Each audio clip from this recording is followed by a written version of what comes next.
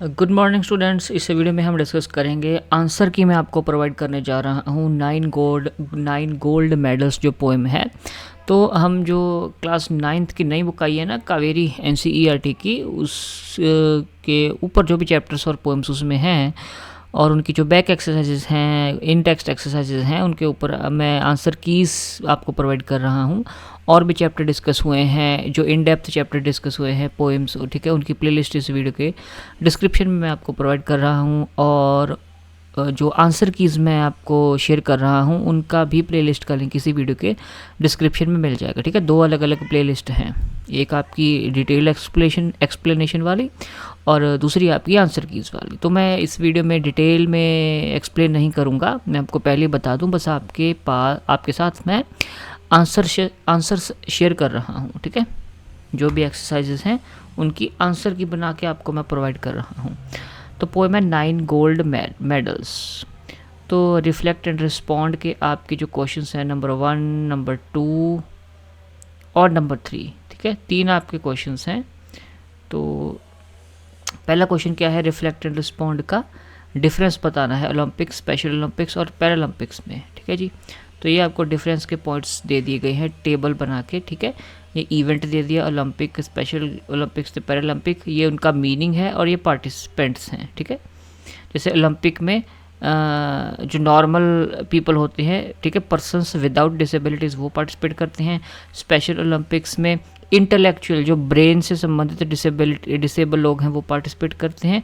और पैरालंपिक में physically disable जो लोग होते हैं, यानी कि कोई उनका मान लीजिए कोई लिम्ब नहीं होता, ठीक है, आर्म नहीं है, चाहे लेग नहीं है, कोई लिम्ब नहीं है, तो फिज़िकली डिसेबल जो लोग हैं वो अपना पैरालंपिक में पार्टिसिपेट करते हैं, ठीक है। ये आप देख सकते हैं। नंबर 2 क्वेश्चन आपका है कि एम्पथी, सिंपथी और कंपैशन 3 वर्ड्स हैं और आपको ये 3 सेंटेंस दिए गए हैं, आई एम सो सॉरी वाला, आई कैन इमेजिन वाला और आई अंडरस्टैंड वाला।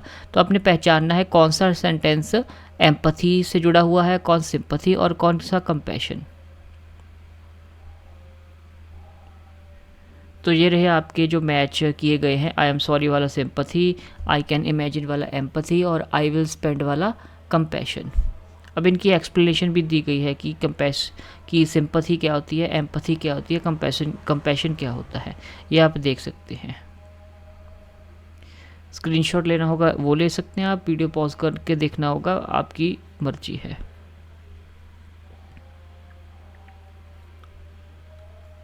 ओके, थर्ड में आपने एक वर्ड्स की लिस्ट बनानी है जो जुड़े हुए हैं एम्पथी के साथ। एम्पथी वर्ड से जो आपको लगता है कि शब्द जुड़े हुए हैं उनकी आपने लिस्ट बनानी है। तो ये सभी लिस्ट आपको दी गई है, ठीक है। एम्पथी शब्द से जो शब्द मिलते जुलते हैं, एसोसिएटेड हैं, जो वर्ड्स जुड़े हुए हैं एम्पथी वर्ड से, वो आपको ये दिए गए हैं। आगे आपकी चेक योर अंडरस्टैंडिंग है। तो ये एक्सरसाइज आपकी आई थिंक ये रही। तो match the words and phrases in column 1 में वर्ड्स और फ्रेजेस दिए गए हैं, कॉलम 2 में उनका मतलब दिया गया है, आपने मैच करना है। ये रहा कॉलम 1 और कॉलम 2। तो ये रहे इनके मैच द कॉलम। जैसे डैश्ड इन द डर्ट का मतलब हो गया डिस्ट्रॉयड, ठीक है। स्टम्बल्ड का मतलब होता है स्टेप ऑकवर्डली, अपना बैलेंस लूज कर देना। ये आपको दिए गए हैं मैच द कॉलम, ठीक है जी। उसके बाद क्या है, उसके बाद आपको दिया गया है, आपने क्या करना है, हर एक स्टैंजा जो पोएम का है उसकी जिस्ट, उसका क्रक्स, हर एक स्टैंजा का जो आइडिया है वो आपने फाइंड आउट करना है और नंबर देना है। कि जैसे जो पहला सेंटेंस दिया गया है कि जो स्पेक्टेटर्स हैं, दर्शक, cheered participants of different events and waited enthusiastically for the final event to start। ये जो बात कही गई है, ये बात किस नंबर स्टैंजा में कही गई है, ठीक है। किस स्टैंजा को पढ़ के आपको लगता है कि ये बात वो स्टैंजा आपको कहता है, ठीक है। तो पहले का आंसर आपका क्या है कि स्पेक्टेटर्स वेटेड एंथुजियास्टिकली का स्टैंजा 2 में ये बात कही गई है। ठीक है जी। तो ऐसे ये आपके कितने हैं, जस्ट अ मिनट।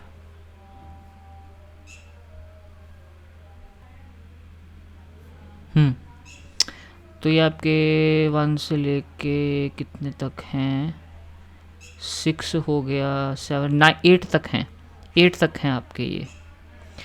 तो ये सारों का आंसर आपका ये 1 2 3 4 5 6 7 8, तो ये सभी का आंसर आपको दिया गया है, ठीक है। जैसे आखिरी वाला 8 नंबर क्या है कि young athlete felt his dreams were shattered but cried in pen and disappointment but something unique happened, ठीक है। Young athlete cried in disappointment short में दिया गया है, तो इसका स्टैंजा 5 है कि 5वें स्टैंजे से आपको ये लाइन का पता लगता है। तो इसके बाद आपका एप्रिसिएशन शुरू हो गया पोएम के लिए। 7 क्वेश्चंस आपको दिए गए हैं, ठीक है। थर्ड क्वेश्चन के आपके 7 सब पार्ट्स हैं। तो पहले क्वेश्चन का आंसर आपका ये रहा कि जैसे 2 एग्जाम्पल्स ऑफ एलिट्रेशन की दे रही हैं आपने, एलिट्रेशन की 2 एग्जाम्पल्स। तो एलिट्रेशन की 2 एग्जाम्पल्स है स्टम्बल्ड एंड स्टैकर्ड, ये पहली एग्जाम्पल। दूसरी है sound of the gun, alliteration. उसके बाद ये 7 क्वेश्चंस के आंसर हैं। तो फर्स्ट क्वेश्चन के ये आंसर रहे, सेकंड के ये रहे, थर्ड का आंसर ये रहा। थर्ड का एक ही क्वेश्चन था, हाँ। फोर्थ का आंसर आपको मिल गया, फिफ्थ का आंसर आपको मिल गया, सिक्स्थ एंड सेवन्थ का आंसर आपका ये रहा। उसके बाद क्रिटिकल रिफ्लेक्शन में आपको क्या दिया गया है, आपको एक्सट्रैक्ट दिया गया है, ठीक है। द 8 अदर रनर्स, ये आपको एक पोएम में से कोई स्टैंजा, कोई लाइन दे दिया आपको, उसके ऊपर कुछ लाइंस दे दिया आपको और उसके ऊपर बेस्ड आपके क्वेश्चंस पूछे गए हैं। ये फर्स्ट क्वेश्चन, टोटल कितने क्वेश्चन हैं, 5 क्वेश्चंस पूछे गए हैं। तो जो एक्सट्रैक्ट 1 है, तो पहले क्वेश्चन का आंसर ये बी है, स्टॉप रनिंग, और दूसरे का आंसर हो गया, तीसरे का आंसर हो गया, और ये फोर्थ का आंसर हो गया। ये रहा आपका नंबर 5 का आंसर। फिर आपका एक्सट्रैक्ट नंबर 2 आता है, दैट्स हाउ वाला। इसमें भी ये 1 2 3 4 ये 5, हाँ 5 क्वेश्चंस आपको एक्सट्रैक्ट 2 के हैं। तो एक्सट्रैक्ट 2 में ये फर्स्ट क्वेश्चन का आंसर, सेकंड का आंसर आप देख पा रहे हैं, ठीक है जी। ये थर्ड का आंसर आपका ये हो गया, और नंबर 4 एंड 5 का आंसर आपका ये रहा। फिर उसके बाद आपका लॉन्ग क्वेश्चन आंसर से शुरू हो जाते हैं, ये रहे second question, answer the following questions. ये 7 आपके सब पार्ट है ये क्वेश्चंस, ठीक है। तो नंबर 1 का आंसर आपका ये आप देख सकते हैं। क्वेश्चन नंबर 2 का आंसर आपको दिखाई दे रहा है स्क्रीन के ऊपर। क्वेश्चन नंबर 3 का आंसर ये रहा। क्वेश्चन नंबर 4 एंड 5 का आंसर आपको ये मिल गया, और 6 एंड 7 क्वेश्चन का जो आंसर है वो आपको दिखाई दे रहा है। उसके बाद वोकेबुलरी आपको कुछ दी गई है। आगे आपका क्या है, कॉलोकेशन के बारे में बात की गई है, ठीक है। ऐसे वर्ड्स का समूह जो हैबिचुअली इकट्ठा ही आता है, ठीक है। तो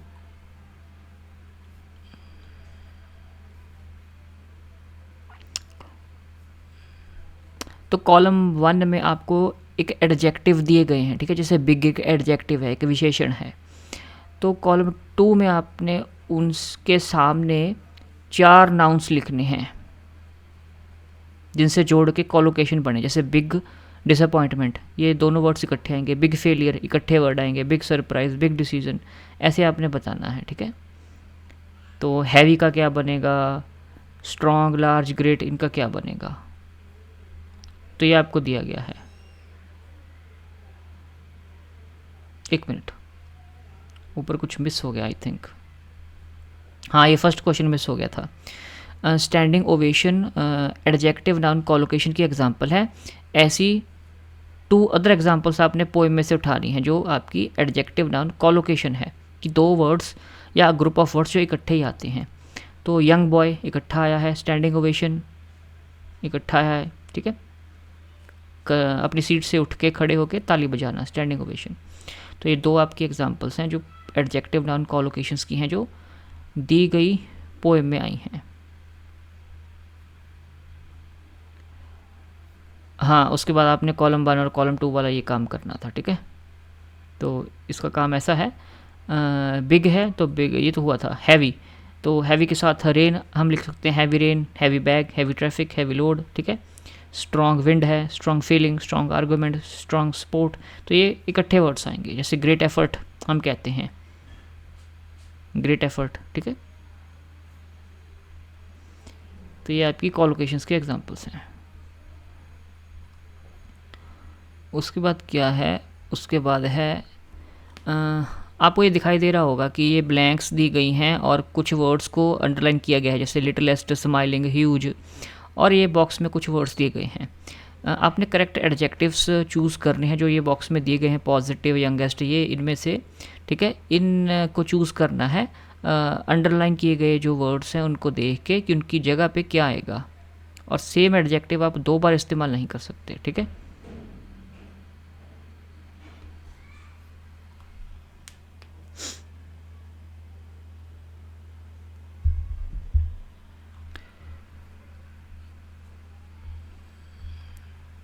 तो लिटिलेस्ट की जगह पे यंगेस्ट आएगा, ठीक है। द लिटिलेस्ट एथलीट यानी कि द यंगेस्ट एथलीट, ऐसे आपने फिल करना है। तो 5 ब्लैंक्स हैं और पांचों के आंसर आपकी स्क्रीन पर ये दिखाई दे रहे हैं, ठीक है। गाउडी क्राउड का मतलब हो गया नॉइजी क्राउड, शोर शराबा मचाने वाला, गाउडी क्राउड। ओके जी, तो यहीं तक था आपका जो आंसर की थी 9 गोल्ड मेडल्स जो पोएम है इसकी। हम क्लास 9th की NCERT इंग्लिश बुक जो है कावेरी, उसके ऊपर बेस्ड आंसर की इस चैप्टर्स की पोएम्स की डिस्कस कर रहे हैं। तो आप इस चैनल को सब्सक्राइब कर सकते हैं, वीडियोस को शेयर कर सकते हैं अपने दोस्तों के साथ जो क्लास 9th में हैं उनके साथ, ठीक है। और चैनल को सब्सक्राइब करना मत भूलिएगा। Thank you very much. मिलता हूँ अगली वीडियो में किसी और चैप्टर की आंसर की के साथ।